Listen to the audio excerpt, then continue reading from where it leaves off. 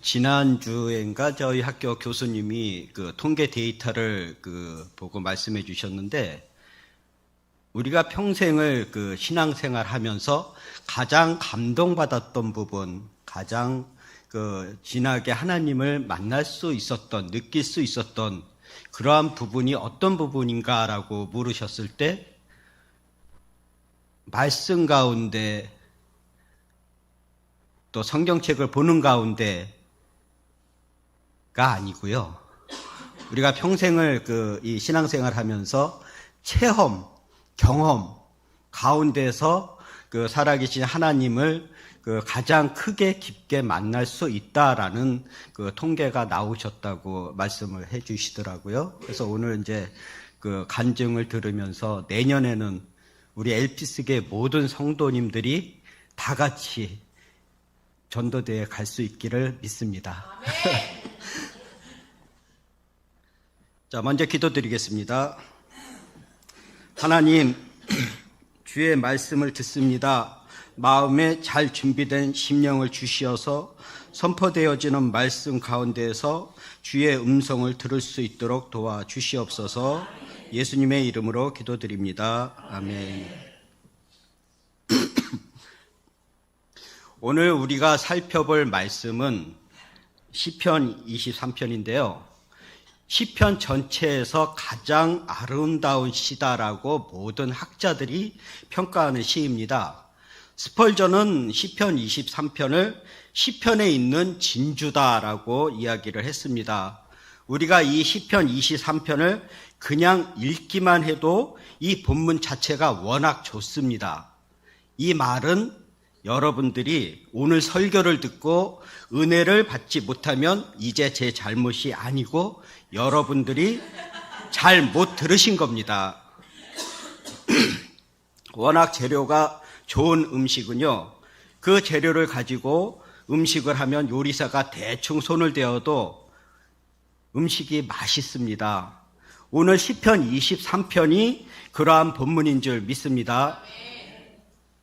시편 23편은 1인칭이, 짧은 구절에 1인칭이 주어, 목적어, 소유격 등 모든 1인칭이 다 나오면서 나와 하나님과의 관계를 가장 친밀하게 고백하는 시이기 때문에 누구라도 이 시를 읽으면 심장이 뛰는 것을 느낄 수 있습니다.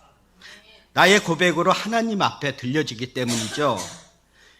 그래서 우리는 과연 우리의 신앙이 무엇일까?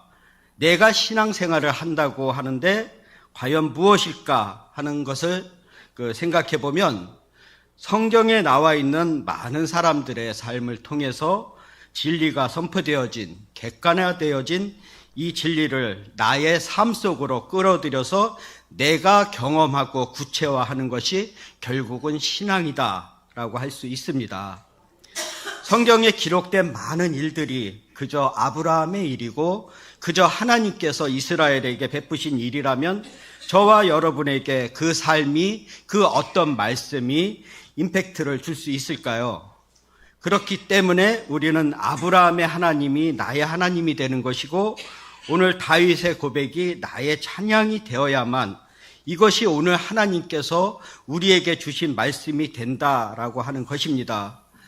그런 면에서 보면 시편 23편이 나의 이야기를 지금 하나님 앞에 나의 고백으로 하고 있기 때문에 가장 우리들의 심장을 뛰게 하는 부분이다라고 할 수 있는 것이죠.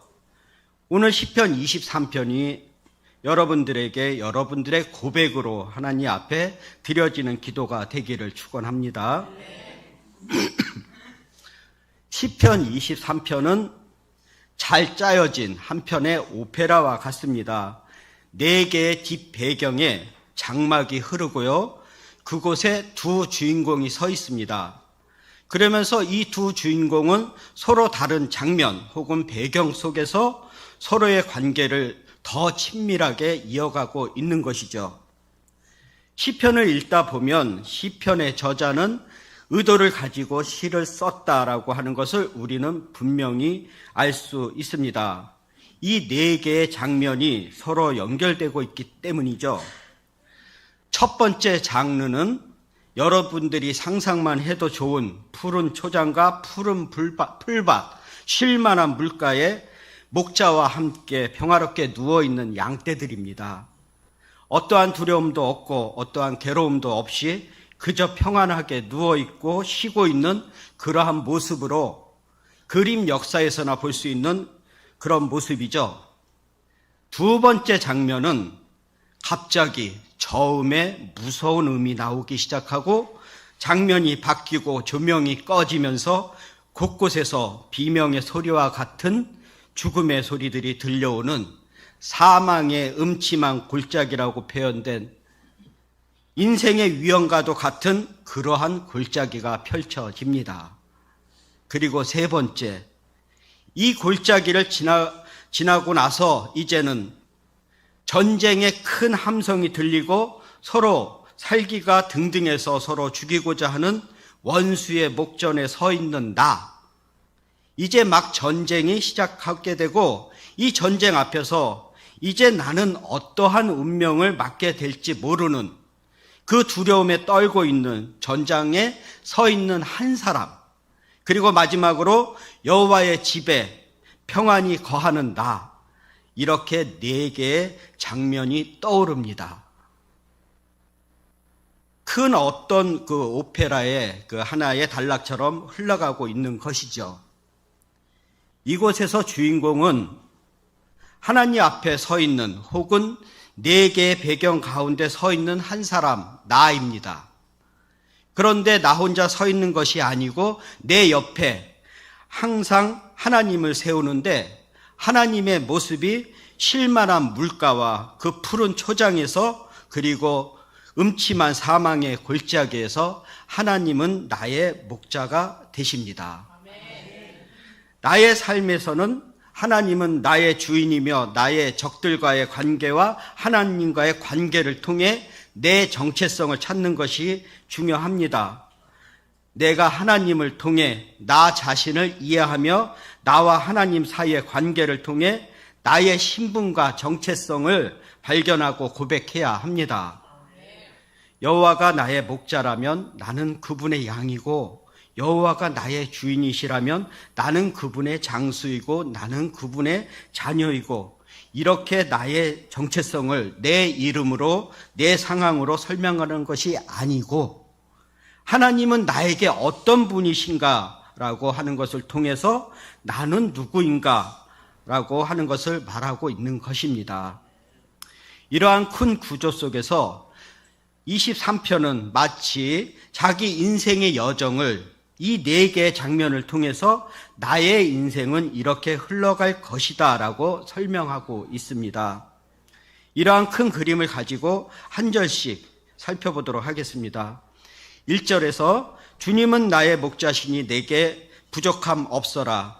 이 구절은 도입부이면서 결론입니다. 하나님을 나의 목자라고 이야기를 하고 하나님이 나의 목자이시기 때문에 지금까지 내 인생 가운데에서 어떠한 결핍도 없었습니다. 라고 고백하고 있습니다. 참 감사하는 사람에게는 어떠한 부족함도 없습니다. 하나님이 나의 주인이시고 나의 목자라고 고백하는 사람들에게는 내가 가지고 있는 그 모든 것이 항상 넘치는 하나님의 은혜입니다. 시인은 마치 유언과도 같은 인생의 마지막 말과 같은 이 말을 통해서 이제 우리의 관심을 주목하게 하고 있습니다. 여러분, 이 세상에서 가장 감동적인 이야기는 어떤 이야기일까요? 여러분들이 지금까지 들었던 가장 감동적인 이야기는 어떤 이야기입니까? 네, 바로 나의 이야기가 가장 감동적인 이야기죠. 특히 남자들이 서로 이야기를 하다가 항상 군대 이야기가 나오면 굉장히 그 스토리가 길어집니다. 왜냐하면 자기가 경험한 거기 때문에 가장 감동적인 이야기를 가장 길게 이야기하고 싶은 겁니다.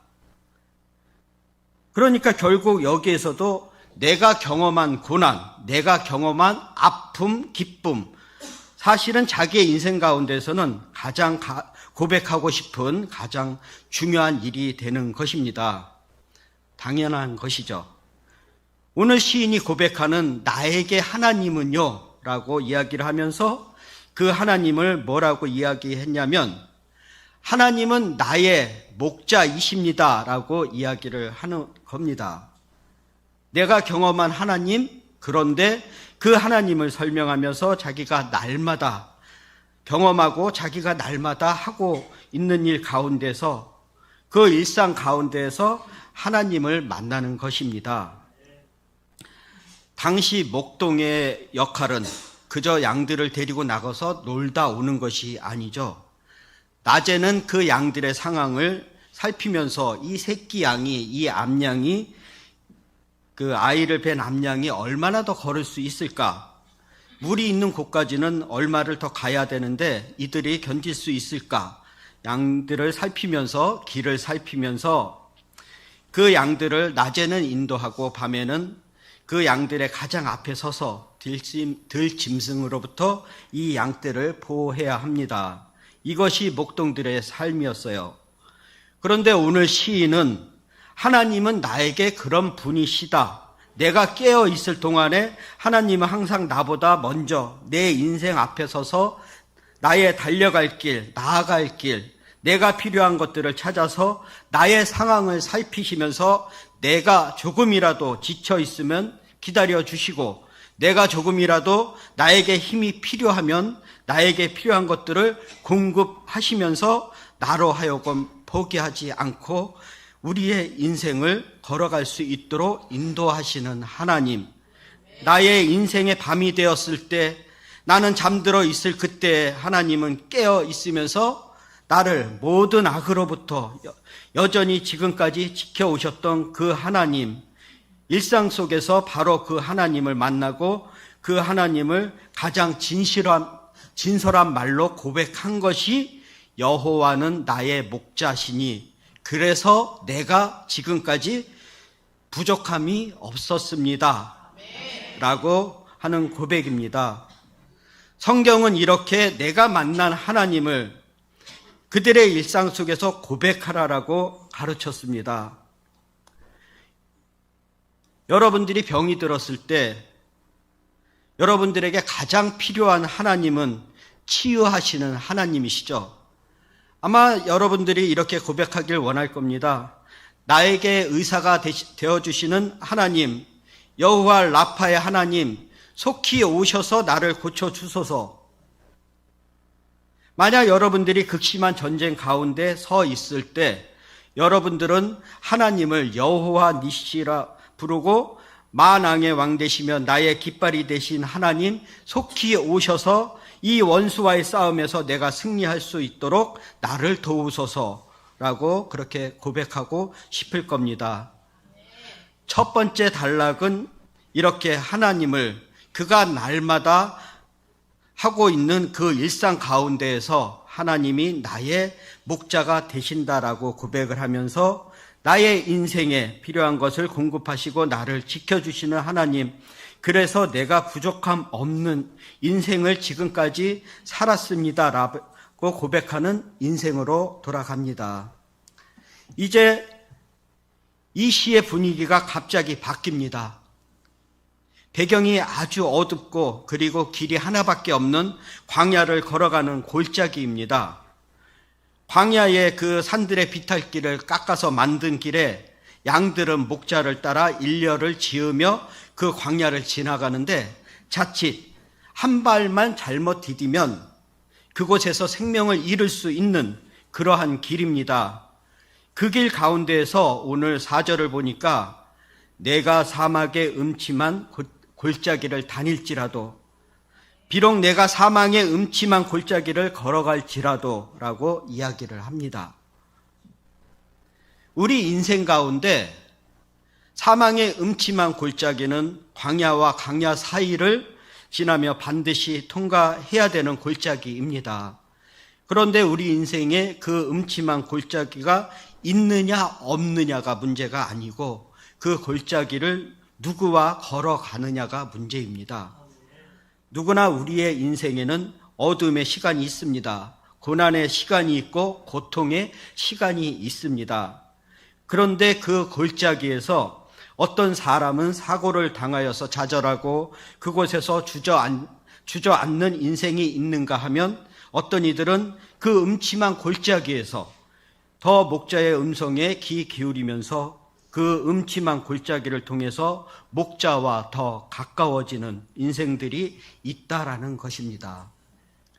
하나님은 우리의 목자 되심을 이야기하면서 그 목자와 만난 자기의 삶의 고백을 우리에게 지금 전하고 있습니다.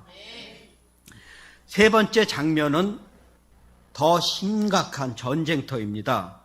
양쪽의 적들이 대오를 정하고 소리를 질러가면서 소란하고 살기가 등등한 전쟁터에 서 있습니다. 그런데 오늘 5절에 보니까요, 하나님께서 그 전쟁터에서 이제 이 전쟁을 시작하는 나에게 하나님께서 큰 잔치를 베푸셔서 잔치상을 까는 거예요. 이런 잔치는 전쟁에서 승리하고 돌아온 장군들에게 왕이 베푸는 것입니다. 하나님께서 우리에게 이루신 그 승리의 확신을 가지고 우리의 인생의 전쟁에 나아가는 우리는 이미 예수 그리스도께서 우리에게 주신 십자가의 능력을 가지고 우리 일상 가운데에서 우리가 경험한 수많은 대적과 원수들과의 전쟁에서 너희는 이미 승리하였다라고 하나님께서 선포하신 인생을 살아가야 할 것입니다. 그래서 우리는 우리의 인생을 살아가면서 두려워하거나 전쟁터 앞에서 좌절할 필요가 없습니다. 하나님은 이미 우리 머리에 기름을 부으시고 우리 자리가 넘치도록 내가 너를 믿는다라고 하셨습니다. 잔이 넘친다라는 것은 하나님의 전적인 신뢰입니다. 내가 너를 믿고 너와 함께 할 것이고 이 전쟁은 이미 너는 이긴 전쟁이다라고 하나님이 선포하신 겁니다. 그러한 전쟁을 하는 주의 백성들에게 승리의 확신을 가지고 하는 전쟁이 우리가 날마다 이 세상에서 살아가는 우리의 삶이 되어야 한다는 것입니다. 그래서 원수의 전쟁에서 이기는 방법은 원수의 목전에서 베푸시는 하나님의 승리를 우리의 삶의 확신으로 가지고 나아가는 것입니다. 그랬을 때 6절에 나오는 이제 여호와의 집에 거하는 모습이 나의 모습이 되는 것입니다. 전쟁을 마치고 나면 결국 우리는 더 이상 종이 아니라 더 이상 하나님의 장수가 아니라 하나님의 자녀가 되는 것입니다. 그래서 하나님의 집에 거하는 그러한 우리의 정체성이 하나님의 자녀로 회복되어지는 모습으로 그려진다는 것입니다. 이 구절에서 정말 너무도 아름다운 하나의 구절이 있습니다. 6절에 보면 진실로 주님의 선하심과 인자하심이 내가 사는 날 동안 나를 따르리니 나는 주님의 집으로 돌아가 영원히 그곳에서 살겠습니다 라고 자신의 신앙을 고백하고 있습니다. 여기서 선하심은 원어로 토부인데요. 이 토부는 하나님께서 창조 사역 당시에 당신이 지으신 그 피조물을 보시고 하신 말씀이 곧 좋았더라와 같은 말입니다. 좋았더라. 그러므로 하나님의 선하심이란 하나님의 뜻과 목적에 맞는 것을 의미합니다. 이러한 하나님의 선하심이 다윗 자신을 따른다는 것이죠. 그러니 그의 삶이 결국은 좋지 않을 수가 없는 것이죠. 또 인자하심에 해당되는 원어는 헤세드인데요. 헤세드는 하나님의 피조물, 특히 하나님의 택한 자들에 대한 변함없는 사랑을 나타냅니다. 그 다니엘 기도회 3일차 그 찬양팀, 그 오령교회 찬양팀 이름도 헤세드로 나오더라고요. 이러한 하나님의 사랑이 평생 동안 다윗을 따른다면 그가 염려할 것이 무엇이겠습니까?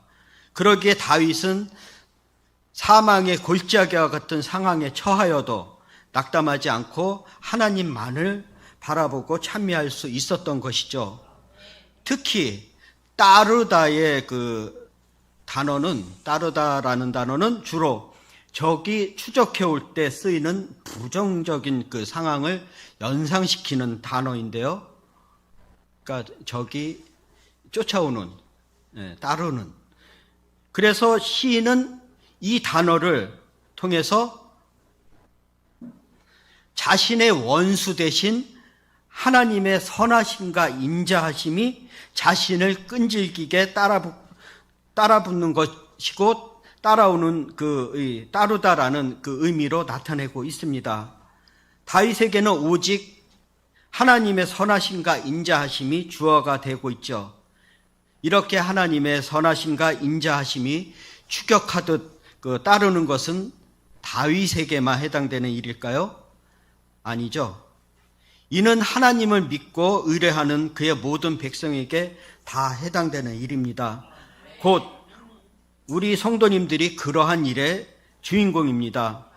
그렇게 우리에 대한 하나님의 사랑은 변하지 않을 것이며 하나님은 당신의 선하신 뜻과 목적에 따라 우리를 선한 길로 인도하시고 보호하시며 지키실 것입니다. 부디 우리는 이 사실을 꼭 믿어야 할 것입니다. 몽골에서 사역하시던 그 기묘석 선교사님이라는 분이 계시는데요. 그분의 설교 가운데 시편 23편에 대한 실화가 나옵니다. 그래서 저도 이 실화를 듣고 너무 감동받아서 여러분들에게 잠시 소개를 해드리겠습니다. 김효석 선교사님이 독일에 유학할 때 대학에서 라틴어 강의를 맡은 노 교수님이 계셨다고 해요. 그 교수님은 신학을 전공하는 목사님들조차도 놀랄 정도로 히브리어가 유창하셨다고 합니다. 어느 날 교수님과 대화를 나누게 된 기회에 선교사님은 교수님은 어떻게 히브리어까지 하시게 되었느냐고 질문을 하였고 그 교수님께서는 이렇게 대답을 해 주셨다고 합니다. 수십 년 전 세계대전이 일어나기 전에 교수님께서 갓 대학에 입학했을 때 같은 기숙사에 유대인 친구를 알게 되었고 그 친구랑 같이 방을 쓰고 같이 먹고 자고 학교에 다녔다고 합니다. 물론 공부도 늘 같이 했는데 그 친구에게는 이상한 버릇이 하나 있었다고 해요. 공부를 시작해서 두어 시간 지나 피곤하고 지칠 때쯤 되면은 그때쯤 늘 무슨 이상한 시 같은 것을 소리 높여 애우더라는 것이었어요. 그때는 알 수 없는 언어로 들렸는데 알고 보니 히브리어로 애우는 시였다는 것이었어요. 교수님은 궁금해서 그것이 무슨 시냐고 물었더니 그 시는 성경에 기록된 시편 23편이라고 했답니다. 교수님이 궁금해서 왜 하필이면 피곤해지고 집중이 안 될 때 그 시를 애우느냐고 물으니 자기는 이 시를 애우고 있으면 하나님이 자기와 함께 하심을 느껴지고 마음도 가벼워지고 정신도 맑아지고 알 수 없는 이상한 힘이 자신에게 밀려온다는 것이었어요. 이 이야기를 들은 교수님도 그날부터 그 친구에게 배워가면서 시편 23편을 히브리어로 같이 애우기 시작했다고 합니다. 뿐만 아니라 그 친구는 시간이 날 때마다 하나님에 대해서 이야기를 해주었답니다. 그렇게 1년, 2년 함께 보냈는데 두 사람이 공부하다가 지칠 때쯤 되면 약속이라도 한 듯이 어김없이 시편 23편을 히브리어로 소리 높여 외쳤다고 하네요. 날이 갈수록 나치의 핍박이 점점 심해져 그 친구는 학교를 그만두고 은신처에 숨어야만 했고 그러다가 비밀 경찰에게 잡혀 가스실로 끌려가게 될 것 같다는 소식이 들렸어요. 교수님은 급히 자전거를 타고 친구의 은신처로 달려갔어요. 친구의 마지막 얼굴이라도 보려고 눈물이 범벅이 되어 달려갔는데 이미 친구를 태운 차가 마을에서 출발하고 있었어요. 자전거를 타고 트럭을 뒤따라가면서 친구의 이름을 불렀어요. 그때 갑자기 트럭 옆으로 친 포장을 들치고 한 사람이 고개를 내밀었는데 그가 바로 유대인 친구더라는 것이었어요. 눈물에 가려 희미하게만 보인 친구의 모습은 놀랍게도 싱긋이 웃는 얼굴이었다는 것이었어요. 그때 친구가 갑자기 무언가를 소리 높여 애우기 시작했어요. 여호와는 나의 목자시니 내가 부족함이 없으리로다. 그가 나를 푸른 초장에 누이시며 쉴만한 물가로 인도하시는도다. 죽음의 길로 끌려가는 친구가 미소를 지으며 애우고 있는 것은 바로 시편 23편이었어요. 학교에서 같이 공부하던 그 시절 아무 걱정 없던 그때와 같은 평온한 얼굴, 미소 띈 모습으로 그 친구는 시편을 암송하고 있었던 것이었어요. 그 상황에서도 하나님을 생각하며 시편을 외는 친구를 보면서 교수님은 자신도 모르게 가슴이 뜨거워지면서 눈물을 흘리기 시작했어요. 교수님은 자전거를 타고 가면서 친구의 얼굴을 보면서 같이 암송을 시작했어요. 내 영혼을 소생시키시고 내가 사망의 음침한 골짜기로 다닐지라도 해를 두려워하지 않을 것은 주께서 나와 함께 하심이라. 이 시편을 애우고 있는데 어느새 차는 모퉁이를 돌아서 사라져 버렸어요. 그것이 그 친구를 본 마지막 날이었고 마지막 모습이라고 합니다. 시간이 흐를수록 독일군의 폐색은 더 짙어졌고 나치는 최후의 발악을 하기 시작했으며 교수님도 독일 군대에 끌려가는 것을 피할 수 없었고 결국 러시아의 전쟁에서 나치가 패전하여 연합군의 포로로 잡혀 총살을 당하게 되었어요.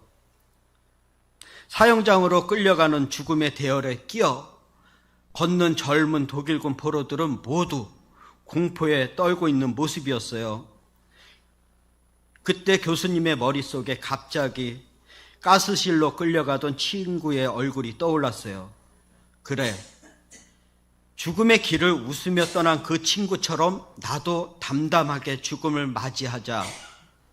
어느새 형장에 도착을 했고 동료들이 하나둘씩 총알에 쓰러지고 드디어 교수님의 차례가 다가왔어요. 자기 순서가 되었을 때 교수님은 형 집행관에게 마지막 할 말이 있다고 했어요. 무슨 말인지 말해보라는 허락을 받고 교수님은 잠시 눈을 감았어요. 그리고는 사랑하는 친구가 죽음의 길을 떠나면서 환한 얼굴로 외던 시편 23편을 자신도 하나님 앞에 고백하고 싶었어요. 그래서 조용히 애우기 시작했어요. 여호와는 나의 목자시니 내가 부족함이 없으리로다. 그가 나를 푸른 초장에 누이시며 쉴만한 물가로 인도하시는도다. 순간 알 수 없는 힘이 밀려왔어요. 용기가 생겼어요. 마음에 평안이 임했어요. 교수님은 자신을 겨눈 총구 앞에서 자기도 모르게 목소리를 높이기 시작했어요. 내 영혼을 소생시키시고 자기 이름을 위하여 위의 길로 인도하시는도다. 내가 사망의 음침한 골짜기로 다닐지라도 해를 두려워하지 않을 것은 주께서 나와 함께 하심이라. 주의 지팡이와 막대기가 나를 안위하시나이다. 바로 그때 갑자기 놀라운 일이 벌어졌어요. 형장을 지키고 있던 연합군 장교가 자리를 박차고 벌떡 일어나서 목소리를 높여 같이 시편 23편을 애우기 시작했어요. 그것도 히브리어로. 주께서 내 원수의 목전에서 내게 상을 베푸시고 기름으로 내 머리에 바르셨으니 내 잔이 넘치나이다. 나의 평생에 선하심과 인자하심이 정녕 나를 따르리니 내가 여호와의 집에 영원히 거하리로다. 연합군 장교는 유대인이었습니다. 장교는 바로 교수님을 풀어주라고 명령했고 사형 중지 서류에 사인을 했어요. 놀라서 쳐다보는 사람들에게 장교는 조용히 말했어요. 하나님의 백성은 그가 비록 악마의 제복을 입었다 할지라도 하나님의 백성인 것이다. 그러고는 자기를 살려주었다는 것이에요. 이 교수님이 하신 말씀 가운데 잊을 수 없는 것은 자신이 그때 살아날 수 있었던 것은 형장에서 죽더라도 하나님의 백성으로 죽고 싶었다는 것이었습니다. 그런데 자신도 놀랐던 것은 하나님의 백성임을 나타낼 때 하나님께서는 사는 길을 주셨고 지금까지도 하나님을 섬기고 사는 은혜를 주셨다는 것이에요. 그 선교사님의 말씀의 핵심은 우리가 하나님의 백성임을 나타내고 하나님의 백성답게 살아가며 하나님과 동행하라는 것입니다.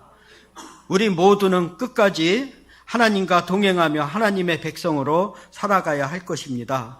그래서 우리의 인생의 고백으로 시편 23편을 붙들고 기도하는 저와 여러분이 되기를 축원합니다. 사랑하는 성도 여러분, 시편 23편은 정말 하나님께서 우리에게 주신 놀라운 선물입니다. 여호와를 목자로 삼은 백성들은 푸른 초장과 쉴만한 물가가 보장되며 비록 사망의 음침한 골짜기로 지날지라도 안전할 수 있습니다.